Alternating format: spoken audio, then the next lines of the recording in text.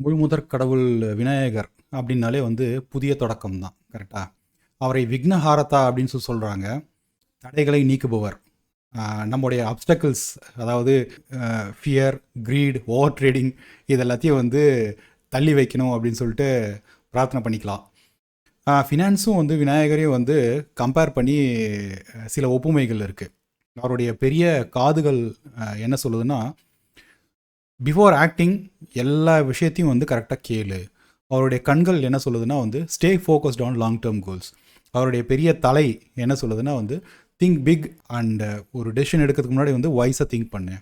அவருடைய தந்தங்கள் என்ன சொல்லுது அப்படின்னா ஒரு ஃபோக்கஸ் அண்ட் டிட்டர்மினேஷன் இதை தான் காட்டுது. ஏன்னா மகாபாரதத்தை வந்து அவர் ரொம்ப டிட்டர்மினேஷனோட எழுதிட்டு இருக்கும்போது வந்து தடங்கள் வரும்போது தந்தத்தை உடச்சி வந்து அவர் எழுதினார் அப்படிங்கிறது வந்து இதிகாசம் சொல்லுது. நம்மளோட எல்லா பிரச்சனைகளையும் வந்து அவர் நீக்குவார்னு சொல்லி பிரார்த்தனை பண்ணி புதிய தொடக்கம் வந்து இன்றைக்கி தாராளமாக ஆரம்பிக்கலாம். நீங்கள் இதை ஒரு 10 நாள் கழித்து பார்த்தீங்க அப்படின்னாலும் வந்து தாராளமாக ஆரம்பிங்க. ஏன்னா கிட்டத்தட்ட நம்ம 10 நாள் வந்து விநாயகர் சதுர்த்தி கொண்டாடுறோம் நம்மளுடைய நாட்டில்.